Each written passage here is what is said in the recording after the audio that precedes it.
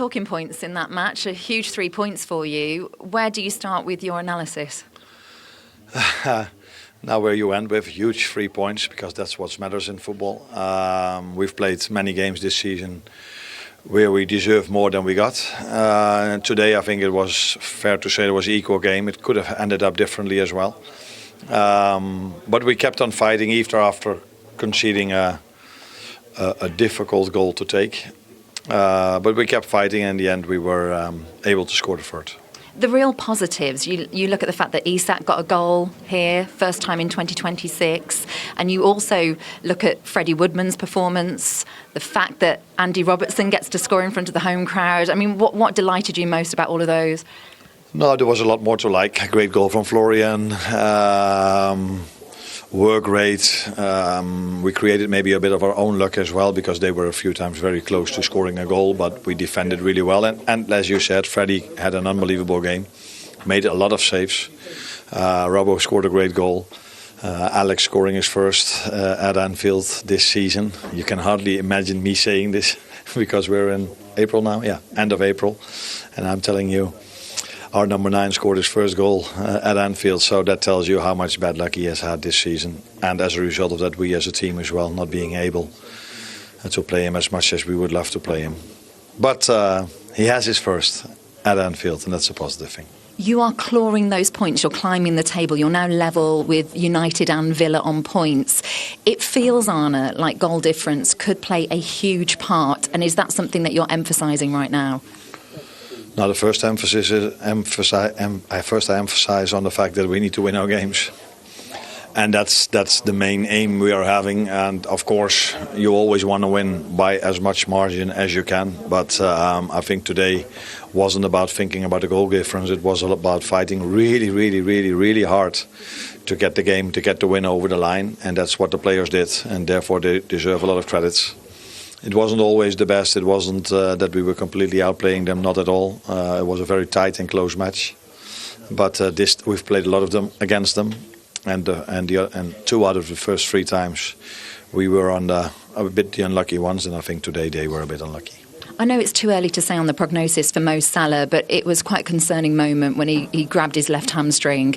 And it was his reaction with the home crowd here at Anfield. It felt like it could have been a goodbye. Did you sense that too, that he was feeling it could be? My honest answer is that yes, yeah. The way he came off, that went through his mind, I think, because he also know how. There are only a few weeks to go, but we're hoping for the positive that he will be able to play for us again this season. And let's wait and see. We don't know when a player comes off. Of course, tests have to be done, and then you have to wait for the results to see how bad it is. But painful to see, especially for himself. But again, we played a game where we picked up an injury, and that has happened a lot of times this season. And today again as well. Andy Robertson spoke to us, and he said that he felt Daniel Munoz couldn't probably see that Freddie Woodman had gone down. I mean, what were your thoughts, and have you spoken to the officials about it? I know you spoke to Ollie Glasner. Yeah, we spoke with Glasner a little bit on the pitch, but I can understand that if you scored a goal like this, you're not going to give us another goal to make it 3-1. That's completely normal. I think Robbo... what he says could make sense. The only thing I could hold against that is that, have you ever seen a player from that position playing such a slow ball into the goal? If he thinks there's a goalkeeper on goal, I don't think that's realistic. Then the next question is, should a player then kick the ball out instead of trying to score? I think there's maybe 50-50, or maybe all of us would try to score. What I think is that amount of times I've seen referees stopping the game for fouls that weren't even fouls for players, that because there's a new tactic in football where players try to pretend that they are injured to stop counter-attacks, and every time they buy into it, the referees, at least in the games I see.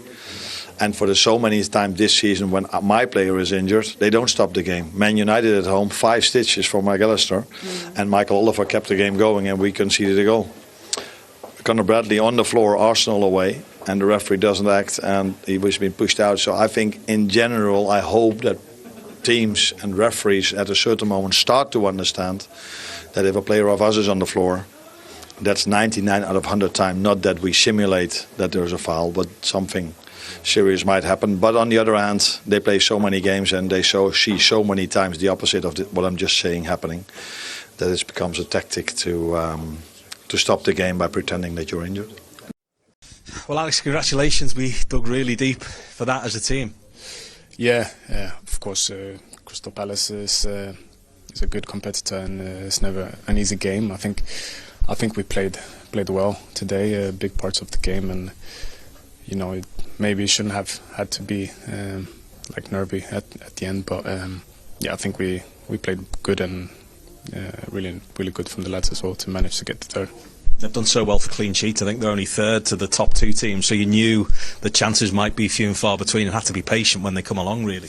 Yeah, no, for sure. I think Crystal Palace is one of the most difficult teams to score against and create chances. So I think, I think we showed today that we got the quality, and we just got to keep this form.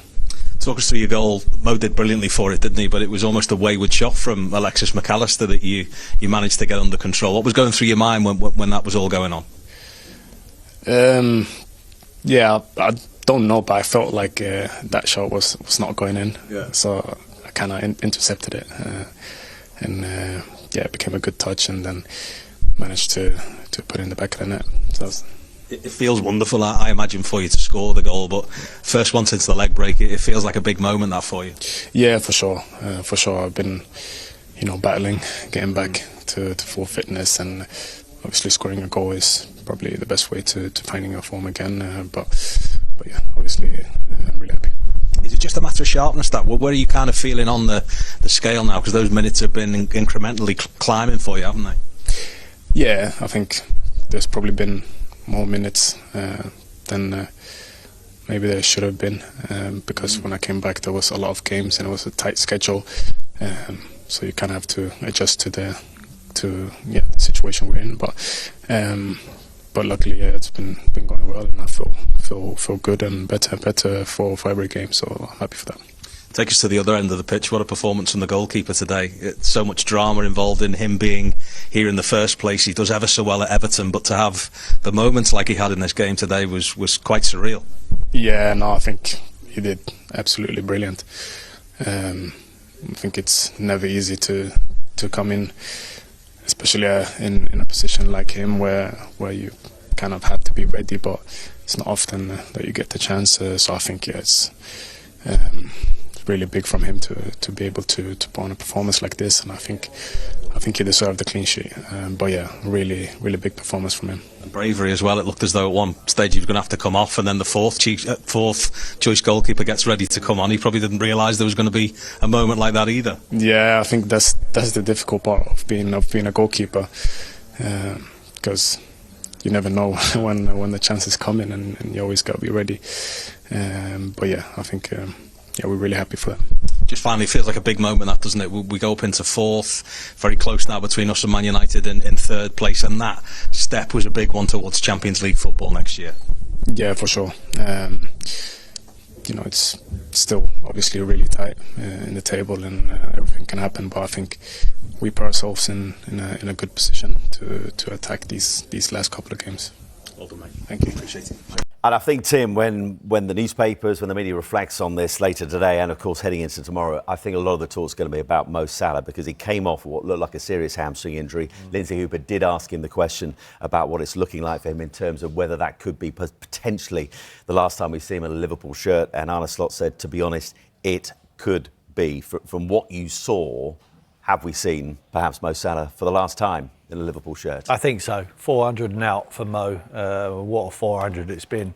He looked like he'd done his hamstring. He grabbed hold of his left hamstring straight after the incident. It wasn't when he was running, he tried to pass the ball. I think he was standing on it, he tries to pass it off his right foot, and he felt his hamstring on the edge of the box straight away. So it looked like a nasty one, and looked like it's the end for Mo, and they give him a great ovation going off. But it's sad, really, because I wanted to see him. Brentford last game of the season, I wanted to see it be all about him. It was a great result for Liverpool in the end, but it's really sad if it has to end for Mo Salah like that. Yeah, I'll still get a massive send-off on that final game of the season at Anfield against Brentford, but not the send-off he'd have wanted. It sounds like, from what Arne is saying and from what Tim saw as well, it probably is. His last game in a Liverpool shirt, finishing on just the 257 goals in what was, as Tim mentioned, his 400th start for Liverpool in all competitions. Another man who's heading out of Anfield, Andy Robertson. I mean, what a performance again from him, and a reminder of what they're going to be missing next season. I mean, that 18-second spell between the save from Freddie Woodman and him getting the goal was a wonderful passage of play. It really was. I mean, Mateta with a header, it was point blank, he was 6 yards out, and Woodman makes a wonderful save down to his left-hand side. Then they break up the field. They get it to Curtis Jones, who was playing right back today, but he found the ball in the midfield area. And Robbo just knew that the ball would come to him, so he makes the run on the outside of him, and he gives him no control problems, really. He just slots it to the left-hand side, and he smashes it across Henderson into the bottom corner, hard and low. And the roof come off the place. You know, the ovation was outstanding for a wonderful player at the football club. They love him there. I'm shocked, honestly, that he's not staying at the football club, but he wants to play. Yeah. You know, and credit to him, he wants to play on a regular basis. He's not prepared to play second fiddle to Kirkes, who come on. He nearly made a mistake to give Palace a goal, but he got away with it. I believe he will be a good player in the end, but he can learn so much more still with someone like Andy Robertson. So it's a shame he's not going to be there, but he's going to be a good addition to someone else's club. Yeah, and Mo Salah and Andy Robertson, between them, both players heading out of the club at the end of the season. 816 Liverpool appearances between them. Right, next up, we're going to see some of the goals from the champion as well there, but no, that was a young Mo. That was a young Mo. He's had a phenomenal career at Liverpool. He really has. The goals, the assists. I mean, PFA Player of the Year last season. One of the main reasons they won the league. And again, you hope it's not when a top player like that comes to an end. You hope there's going to be one last foray in front of the cup, but the way he was clapping there, he knows it's pretty serious, I think. Yeah, I mean, a hamstring injury. What is it? 4 weeks to the end of the season. Yeah. Like, you can't make it back depending on the grade of the hamstring injury. And like you said there, if it is a slight one, and you wouldn't risk him if it was middle of the season, for the sake of 2 or 3 minutes, just to give him the send-off, you might put him on the bench against Brentford. So hopefully that's not the way he finishes his Liverpool career, because he deserves to walk off to applause. Yeah, or even a late goal against Brentford. Who knows? Now, incredibly, as you said, it was action-packed more so than being a technical masterclass by either team. And the most interesting incident of the whole game was this goal by Crystal Palace, which obviously stands technically, rules-wise, there's nothing wrong with it. Liverpool fans will argue, fair play, and you get flashbacks to Di Canio. First things first, I don't think anybody does anything wrong. I think Freddie Woodman does stub his knee, which, as Shay said, can hurt if you catch it in the ground like that. He can give you pain. That even it could hurt your hip or your lower back as well. Munoz just comes straight to him. He probably sees that Freddie Woodman is down, but he's entitled to finish it off. Maybe Konate could have seen it and got back on the line. As the next centre half, like you'd think, the keeper's out of position. Your first thing is protect the goal, isn't it? Absolutely. Can he get back? Can he protect the goal? Do you think he's okay to finish the chance? Munoz, the ball. The referee's not blowing the whistle. The ball's at his feet. The goal's gaping. His job is to put the ball into the net. Do you think the referee would have? I know it's not a head injury, right? But you always see referees calling for play to be stopped, and it's not always a head injury. Do you think if Liverpool had stopped entirely, because some of them put their hands up, McAllister, if they just said, "Oh no, we're down in tools here," maybe the ref would have called? I think there wasn't enough time for anything to happen. I think if Munoz had collected that ball and maybe transferred it inside to Wharton, and then Wharton hit the shot, then obviously, and obviously Munoz then gets it off the beat. But that's fine, man. That's part and parcel of the game.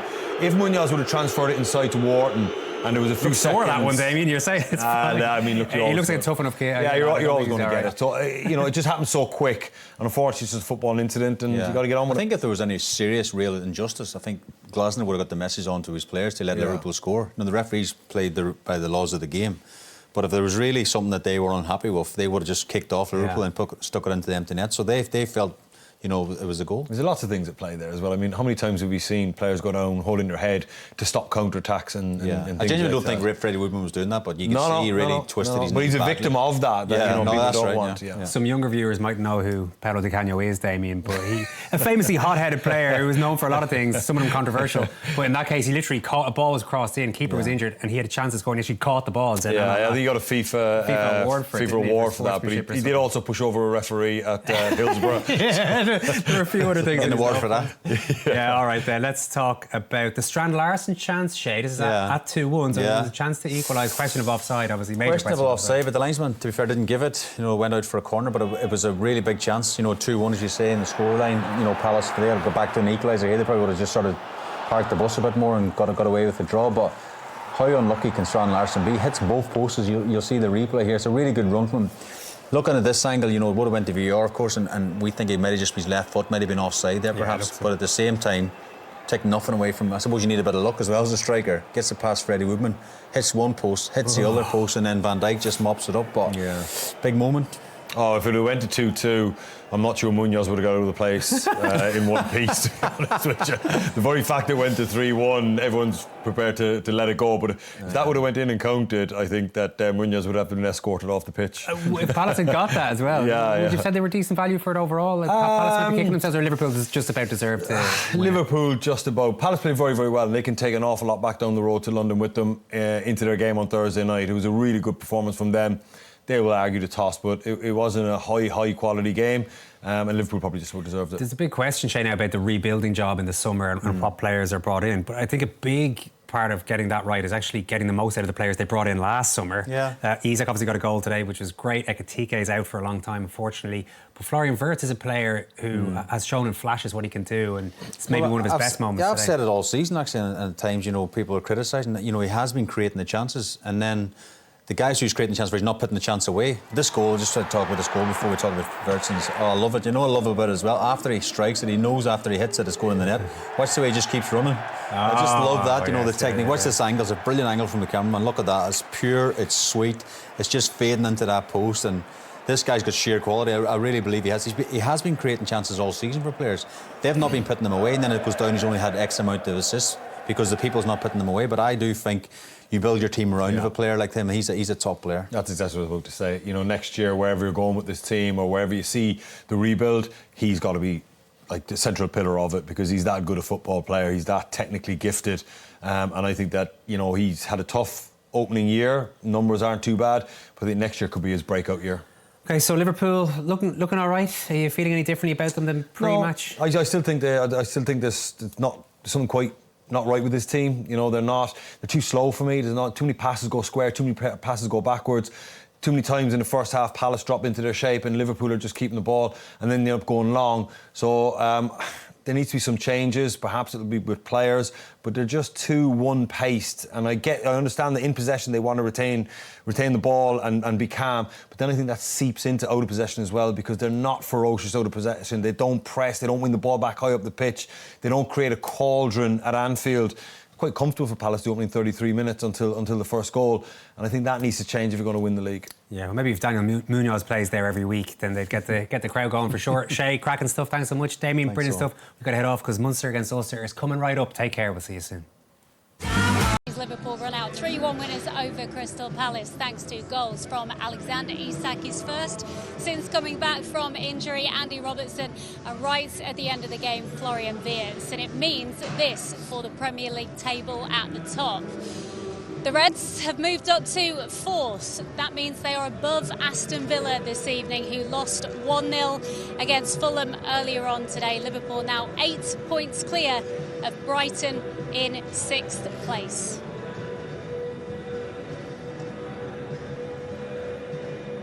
So, warm welcome back to you two. Gemma, it was a game that felt reasonably comfortable starting the second half. It felt a lot less comfortable towards the end of the game until Flo gets that goal. But overall, the points are ours, and we did deserve that.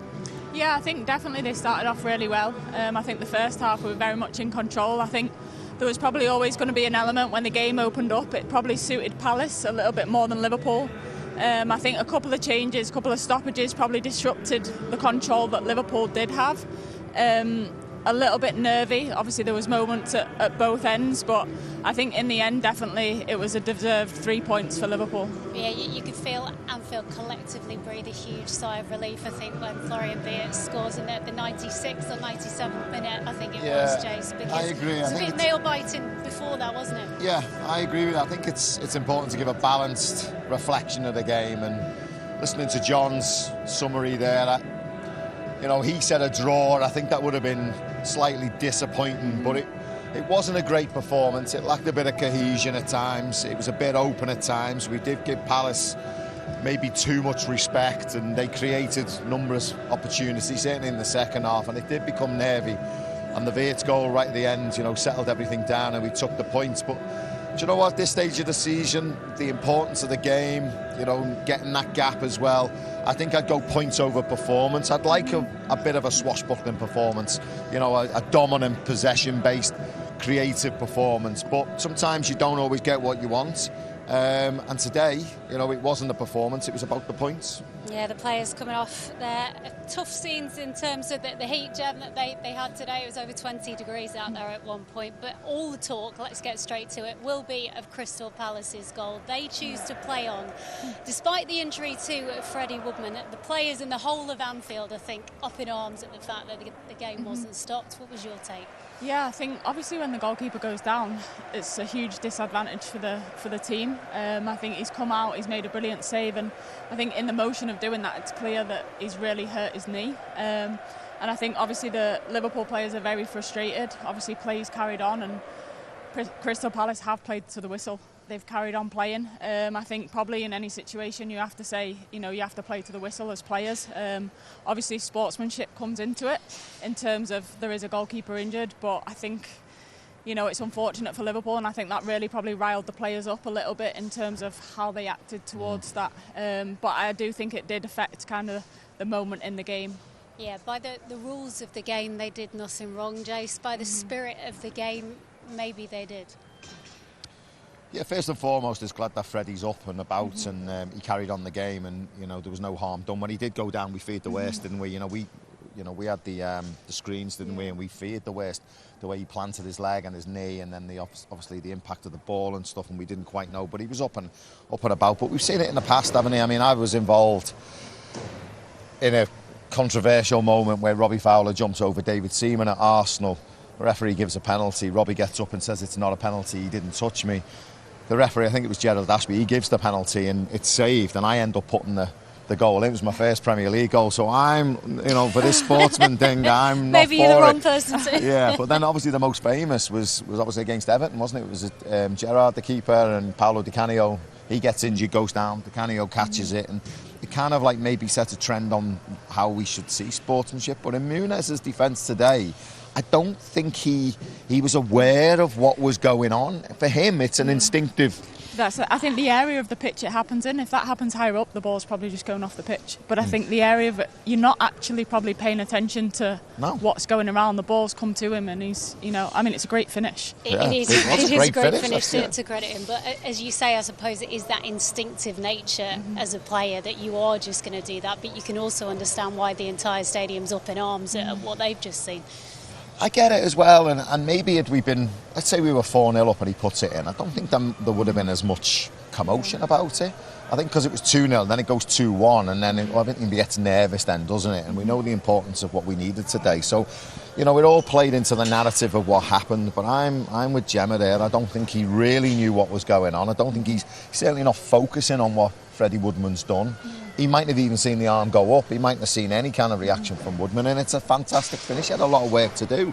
It was just one of them moments, but then it obviously will go onto the bench, and they have got the ability to say, right, well, come on then, put the ball in your, let's give them a 2-0 lead again, and you can go down our end and score and level it up.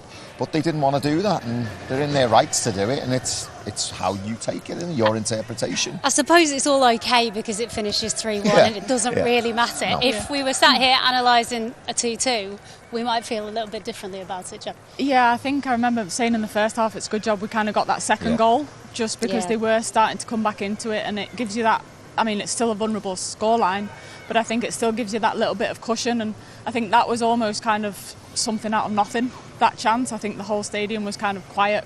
No one quite knew if the goal was going to be given or not. I don't think you'd even realise they'd scored. No, I didn't even realise they'd scored. But that's not, in all seriousness, and I said at the top of the show, let's give a balanced argument. Liverpool give Crystal Palace far too many chances, and I said to you, Jem, didn't I? There's a goal in here for Palace. We really need to concentrate. We need to start thinking. We need to start getting back on it defensively. Otherwise, we're going to get punished. And you just felt it was they were in the ascendancy, weren't they? They were looking, obviously, to get back in the game, but Liverpool were helping them. There was gaps all over the pitch. They were far too open, and they give them far too many opportunities. We spoke about the injury to Freddie Woodman. Proves himself to be a battler because he gets up and carries on. But let's just speak about his overall display, Jem, because he played a big role in the second goal, which we'll speak about in a moment. But just in terms of his entire performance, he was outstanding today. Yeah, I mean, I think we don't have anything necessarily bad to talk about. Almost you don't talk about him because he fitted in that well. I think he did everything he had to do, and he came up with a huge moment just before Robertson's goal. And I think it was really impressive for me the way that he didn't just kind of react and save the header it was. He actually pushes it into a safe zone rather than dropping it straight to where the Palace player was.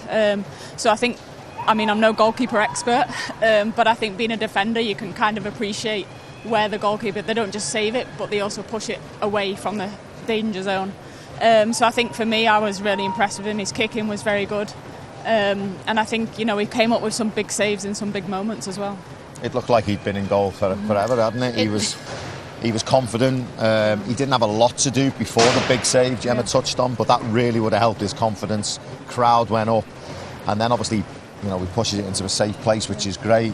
Comes out, and then we go up the other end and score. It was such it's quite an emotional moment, to be honest. I was really happy for Freddie, and was like, well, I'm Freddie, and then it was like, come on, Robbo, come on, man. And then he scores, and we were up, weren't we? And it was some just finish, like, football does not give you some, like, you know, you don't always get them, but they give you some lovely, poignant moments, doesn't it? And I think if anyone on the pitch we wanted to score today or before the end of the season, it's Robbo, isn't it? And I think also from that, you could see the players go straight to Freddie. Yeah. And it showed the probably connection and how happy, because they realise how valuable he is for the squad. And I think someone like him, he probably doesn't expect any game time, but you need those kind of players within your squad to help the team be successful. And he's got his moment today, and I think that was probably their way of showing that how much he means to them as well. Yeah, I've got some stats on Freddie Woodman which just underline what you guys are saying. It's the joint most saves, 5 today from him on record by a goalkeeper in their first Premier League start for Liverpool since Sama Mignolet back in August 2013. So you said pre-match it would be natural if there are a few nerves there, Jason, but he did play almost like a Premier League veteran this afternoon. There's two ways of looking at that stat, to be honest. I mean, we I can know be what half you're gonna say, full, but we can be half empty. Where do we want to go? And then again, I keep saying it, balanced. So you don't want your keeper being that busy, to be honest. But listen, he's been called into action and he's done his job. I mean, that's what he gets paid to do, keep the ball out the back of the net. And he done it with great plaudits today. He had a good game, Freddie. And even the injury, he gets out, doesn't he? Smothers the ball, makes a great save there. He gets up. He shows a bit of resilience, a bit of character. It might have been sore his knee, might have wanted to come off thinking, I've done enough here and, I might go off now. But he wanted to get up and carry on. He was enjoying himself and he made some big saves after that as well, didn't he? Yeah, and I know it's probably not the great thing that he had so many saves to make, but also you don't know who's going to play next week. So actually him being exposed to this kind of game today, it'll probably give him that extra confidence. I think if he'd have come in and not had much to do, there's maybe still a little bit of nerves if he has to play again next week. Whereas actually he's had a solid performance today, so he can actually take that and build that in going in next week knowing he's actually done all right. He got his name chanted by the Kop. There was also a chant of England's #1, which was a nice touch as well. I think when we were making our way to our position post-match, he was in front of the Kop and obviously get a huge round of applause from them, a standing ovation. I mean, as Jem said, we don't know when he'll be involved over the next few weeks, but the confidence he can take from today is huge, I would think. The memory. Yeah. You're right. I mean, I don't know, how old is he? 29. 29, yeah. It's hard when you're 29 because, I mean, that's still relatively young for a keeper, isn't it? You want to play, but he's decided to come to the football club and he knows his position. It's a very, very difficult position to be in because you're always on the periphery. When the success of the club and you're third choice keeper, you do feel, it's like when you're a sub and you go and win a cup and you don't get on. Yeah. It's kind of like, have I played my part? Should I be celebrating? It's like, So there's a lot of that going on in Freddie's house. It's like, and today he gets his moment.